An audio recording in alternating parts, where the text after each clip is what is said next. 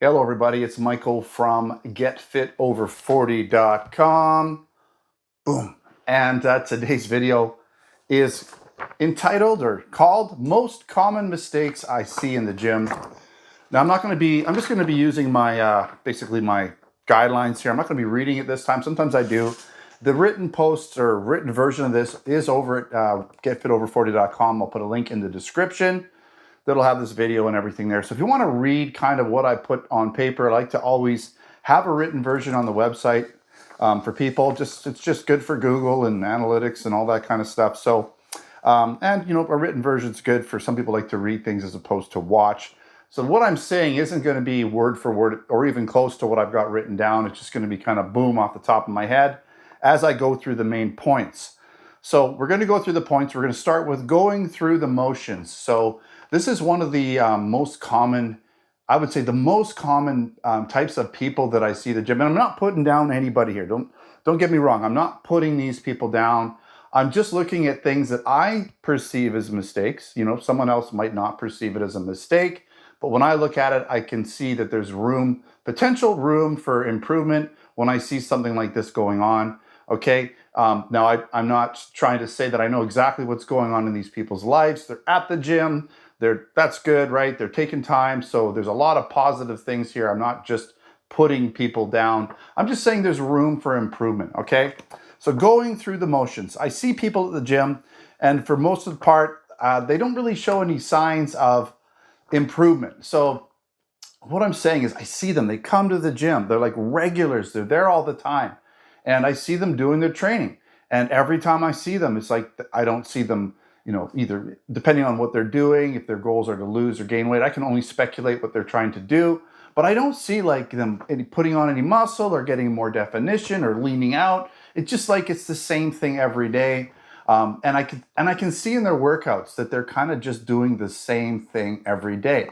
So what's going to happen in terms of training is if you've never trained before and all of a sudden you start training, it doesn't really matter what you do, you'll almost always see some sort of a result because you're going from doing nothing to doing something. And so that's good. You're going to probably see some, you know, some weight loss just because you're burning extra calories. You're going to feel a little better. You might see some muscle growth depending on how hard you push yourself. All of those things. But if you continue to kind of work out exactly the same, pick up the same weights, do the same reps, do the same sets, right? Don't really change the mechanism of what you're doing, then you're gonna get to a point, I wouldn't even call it a plateau, it's just basically maintenance, okay? So that's what's gonna happen. You're going through the motion, you're just maintaining your physique. And that can be exactly what you wanna do. You just might wanna maintain. But if you're going through the motions and you're like, I wanna progress, I'm not seeing progression, well, that's not gonna happen. If you wanna maintain, then you can go through the motions, okay? So how do you get out of this maintenance program that you've been doing? I got a couple points here that I'll read just to make sure I got them down here. Well, you can change your split day. So some people will do like an upper, lower, or even a full body day. So try changing your splits. If you're doing like a full body day, then maybe do an upper, lower. If you're doing an upper, lower, maybe split your workout into 3 different training days. So you're hitting every body part in 3 days. So you're actually, if you're doing a full body workout every day, you're probably just doing 1 exercise per body part. Try doing a couple exercises per body part. Like I'm a fan of all of it. I think all of them work. But if something's, you know, changing things up can really make a difference. You can add new types of exercises. So if you're just kind of doing the same exercises, find different pieces of equipment that hit that muscle a different way. That can stimulate growth. That can also make you pick up. You're not really sure what the weight's going to be because it's a new exercise. So you're going to probably push yourself a little harder, not just grab that weight you're most comfortable with. Change your rep ranges, change the amount of sets. Even changing your diet can make a difference. I know that's not really the gym, but changing your diet, eating a little more protein, right? Sometimes even adding in a little more fats can help. If you're really going low fat, your body does need some fat, so maybe try adding a little bit of fats. You know, do your research when it comes to diet. Okay, so here we have the next point is the over and underachiever. Okay, so I would say the most common is the overachiever. And this would be a person that, underachiever. This would be a person that comes to the gym and kind of like going through the motions. They just, grab a weight and they pick it up and they just move it around. They're just going through the motions. They'll grab a 10-pound weight, do some arm curls, then they're going to do some shoulder press, and then they're going to maybe do some of this and maybe some of this, right? Maybe they'll get on the bench and do some flies, but they don't even really, like, oftentimes I don't even see them change the weight. And that's a total sign that they're not pushing themselves, because every body part is more than likely going to require a different weight. Like, you're not going to do the same amount in your bench press as your shoulder press, right? So you're not going to use the same weight. Generally speaking, you can usually bench press more than you can shoulder press. So you're going to want to change the weight and really push yourself a little bit. But I don't see these types of people really pushing themselves. Like, you see them kind of doing this. You don't see them getting to the last few reps and go, oh, yeah, right? You just see them kind of like, okay, time to do another thing. Let's do the next thing. Let's do some other thing, right? And they just kind of go through it. They're lifting weights. Sure, they're burning some calories. Sure, they're getting their heart rate elevated. Sure, they're at the gym, right? Way better than sitting on the couch. But think about all the potential. They're in there for the same amount of time as everybody else, but they're getting less results. Do you want to utilize your time? Then push yourself a little bit harder. Now, then you have the overachiever, and this falls into some other categories too. Like it'll fall into the partial repper that I'm going to get into later. But the overachiever is the person that's like grabbing way too heavy weights than they should be. I don't know if they're trying to keep up with their bro or their best friend or what's going on, or they're trying to impress somebody. But they're grabbing heavy weights and they're using very poor technique, partial reps, and it's just not going to help them. Now, I would say they're probably going to see better results than the underachiever, because they are really pushing themselves, but there's a lot more they're leaving on the table in terms of muscle growth because they're not doing, proper form and proper rep ranges. So you don't want to be either one of those people. All right, next up is the Zig Zag Workout person, right? I like to call them the busy bee zigzaggers. And these are the people that you see and they're like they're like intense. Like, these people they're at the gym and they mean freaking business, okay? You just see them and usually they've got their gallon bottle of water that they're carrying around because they're drinking it like up a storm. But you'll see them, they'll jump on the leg press, they'll boop, boop, boop, they'll pump out 20 reps, chug their water. All of a sudden they're doing arm curls, right? They're doing a bunch of arm curls. Next thing you know, they're on an ab machine, right? And they're just like all over the place. And usually they're doing like one set of 15 to 20 or whatever, sort of higher volume. And they're getting it done. They're stimulating a little muscle growth. I'm not going to say they're not. Depends, of course, on how hard they're pushing. But I would say that workout is more of a cardiovascular, almost boot camp workout with less focus on specific muscles. Because typically in a boot camp, you'll focus on, say, 2 to 3 muscle groups, and you'll work them, usually a couple muscle groups with some sort of, cardio components built in, and you'll go through a circuit and back and forth, and you'll keep re-hitting certain muscles. But with these people, it's like they're just all over the place. There's no rhyme or reason. I really don't think there's a program that they have. Maybe they have a circuit that they do.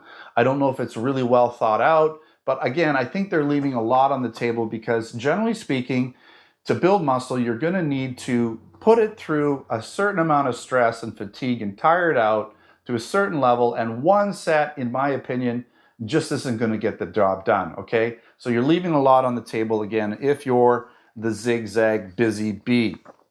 Now, next up, I have no freaking idea what I'm doing, and I'm not trying to put these people down because, number one, again, they're at the gym.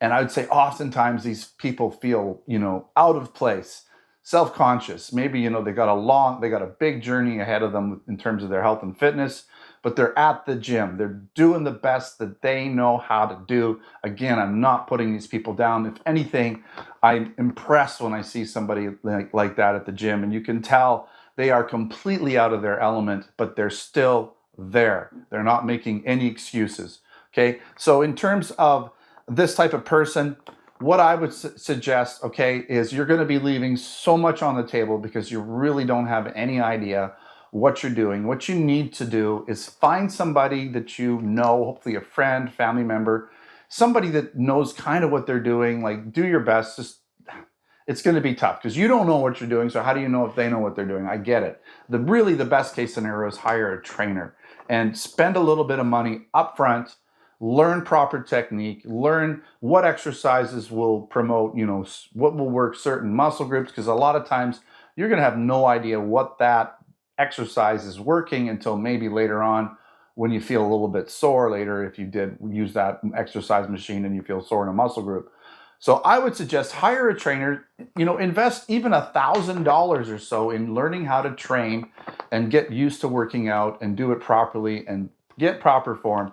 You're going to save yourself from potential injuries. You're going to be basically setting yourself up to make way quicker gains, get way better results. So I did some really simple math. If you're working out 5 days a week, 1 hour a day, that's going to be close to 250 hours during the year of weight training. If you're doing it completely wrong and just basically wasting your time, other than, again, getting your heart rate up, burning some calories, again, there's nothing wrong with that, but you can do that just by going for a walk, okay? You don't even need to go to the gym for that. So you don't need a gym membership. You don't need to drive to the gym to burn calories. But if you want to build muscle, if you want to get the most out of your workout, you need to use proper form, learn proper technique, and hiring a trainer or somebody, or going to the gym with a friend that's very knowledgeable, and how do you know they're knowledgeable? Well, do they have the kind of body? Are they getting the kind of results that you want? That's probably a good indicator. If the person that you're going with doesn't have the body type, isn't getting results that you think they should be if they've been going to the gym for years, then maybe they're not the right person, okay? Again, not putting anybody down. I don't know where people start and where people are finished, where they're ending up, what their journey is, right? You can never assume anything for anybody.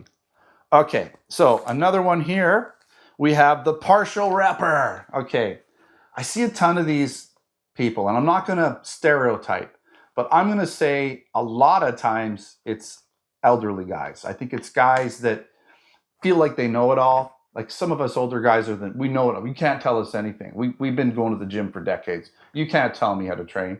I know what I'm doing, right? So you don't even want to talk to these guys. You just leave them alone because they don't want to hear it.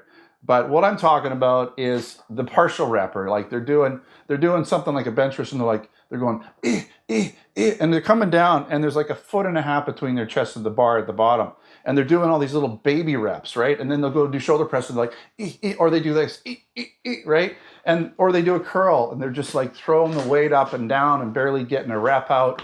And usually it's because they're using way too much damn weight. Like, I don't know what it is. They think the best way to increase the weight is to just increase the weight and do shittier reps and not do full rep range, okay? Now, there will be times when you can't do full rep range, and especially if you're an older guy or lady or whatever, it's because you have some sort of injury or limited range of motion in your joint. Your shoulder might have an impingement, so you can't go all the way down, or you can't go as wide, or you can't use, you have to use certain grips and things. That's okay, right? You're better to at least do the exercise and use a limited range of motion, because you're not getting into that painful area. And if you do go into that painful area, you're probably just gonna, antagonize or irritate that joint even more. So you want to stay out of there. Better yet, even try to pick a different exercise that allows you to go full range, that doesn't hurt your particular area that's injured. But range of motion, if you're doing it wrong, if it's not an impingement in your thing, you just aren't getting the full reps, it's probably because you're ego lifting, you're using too much weight. Back it down, use a weight that's more manageable, get full range of motion, you'll get a way better pump, you'll get a way better workout, and you'll get way more results. Okay, the distracted, and there's a lot of these people. These are the people that you go to the gym, let's say you go to the bench section, right? The dumbbells and the benches, and they're always full, right? And you got 2 or 3 people, and they're sitting on the bench, and they're spending 5 minutes between sets, like looking at Facebook, checking out their text messages, Snapchat, whatever. They get so distracted, they lose track of time, right? So they're not taking, say, 30 to, say, even 2 minutes, 30 seconds to 2 minutes between sets. Depends what you're trying to do. But that would be pretty normal, right? If you're trying to get it done quick, you might do 30 seconds. You might do 2 minutes if you're giving your muscles a little of a break. But these people, they're sitting on the bench. they're like, or they're taking selfies, or they're doing whatever. They're on their phone way more than they're training. Like, don't do it. You're not there to be on Facebook. Put the phone down. You got an hour of dedicated time that you're investing in your health. You can put all of that shit away for an hour. Okay, you get a text message, whatever. If you got a smartwatch, you can kind of screen them. That's what I like about the smartwatch. I can put my phone away. If I get a text from somebody, I can kind of screen it. Is it important? Not important? Not important. I'll answer later. Oh, my wife just got, locked out of the car. I better call her up, something like that, right? So you can kind of prioritize it when you have a smartwatch. Yeah, it's a little distracting, but not nearly as distracting as your phone is if you leave it out. Of course, you're going to be listening to music and different things on your phone. Typically, if you've got a set of headphones, you can adjust volume on them, fast forward, like go to the next track. You shouldn't have to pull your phone out. Even if you're listening to music, you should be okay just using your headphones to control them, or even your smartwatch can control music on your phone. All right. I got two more to go here, and they're kind of my favorite fun ones. The Tasmanian Devil. Okay, are you the Tasmanian Devil? And again, I'm not making fun of these people because maybe this is the body image that they're going for. Maybe this is the look that they want. But the people I'm talking about are these guys that usually wear the super tight tank top and, muscle shirts. They look fantastic. They got the pecs, the squat, they got the traps, they got all the, the biceps. And then they're wearing the huge baggy, sweatpants or super long shorts, baggy shorts with long socks. And you can, even though they're trying to hide it, you can tell. I don't even know if they work out legs. Like they totally skip legs day, right? So they got that Tasmanian body where they got the upper body that's massive and the little tiny legs. And again, not judging. Maybe that's the look that they're going for. Maybe there's a body dysmorphia thing going on. I don't know, right? I think probably what it is they just don't like training legs because it's tiring and it's hard. And if you don't train them very often, you're going to hate training legs. Leg day is the day that I think a lot of people dread. But the more you train legs, the more you start to like it, the more you start seeing results, the more balanced your body is. I think most people want a balanced body, not just because it looks better, but because it's more usable. Like if you've got a big upper body and little tiny legs and you need to like run across the field and carry all this upper torso around, you're going to struggle, right? You're not going to have the leg strength to match the upper body strength. You want to have a balanced physique just for functional everyday life. So I think most people want that. And of course, you also see the people that, I guess, whatever it is, maybe they got naturally strong legs, so all they do is train legs. They're doing like squats and deadlifts and freaking, lunges, and every day it's like leg day. Every day they're just going nuts, and their legs look amazing. And I see these people, I'm like, whoa, that's pretty impressive. I wish I had legs like that. But then their upper body is like, it's like, what's going on here? It's like, do you even train upper body? Your legs are amazing. These people need to, I would say, at least in my opinion, unless they've got some sort of physical sport that only requires lower body strength. But I would say having a balanced physique is super important. Looks good, it's functional, you get the point, right? All right, last but not least, put your shit away, right? I hate it when you go to some thing, and I don't care if you wipe down the equipment. I don't care. I'm not at the gym because of the hygiene. Even with COVID and all this stuff, I don't care if you wipe down your stuff. I'm not putting my hands in my mouth. Anything I touch, I always wash my hands later. I always sanitize. Well, usually at the gym, I'll sanitize my hands before, well, usually after, right? But I don't do it during. I don't rub everything down. That's just, if somebody wants something super sanitized, they can do it. I'm not talking about that. What I'm talking about, of course, well, I do want to put something in there. Of course, if you get off the machine and it's covered in sweat and stuff, you want to clean that up, right? That's the time I'll clean it up. Usually if I'm doing like legs or something like that, wearing shorter shorts, I'm sweating on the machines, I wipe it down. That's common courtesy and respect. But in terms of germs, it's really hard to avoid germs at the gym. So I think it's a moot point. I think at this point, if you're at the gym working out, you're going to get some exposure to certain germs. Just you're there to build up your immune system. Hopefully you're doing a good job. What I'm talking about here is the people that are leaving their plates out, they're leaving the bars out, they're just leaving all their shit all over the place. Your mom's not there working. She's not working at Planet Fitness or Fitness World or whatever gym you go to. She's not following you around cleaning up after you.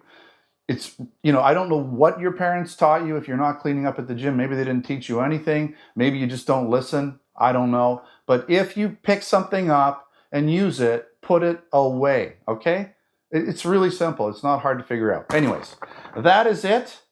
Hope you enjoyed my video here. Most common mistakes I see in the gym. I'm sure there's more. I'm sure people probably can relate to what I talked about in this video. Hope you enjoyed it. Thanks for watching another GetFitOver40.com video. Don't forget to subscribe. Check me out on Facebook, Twitter, and Instagram.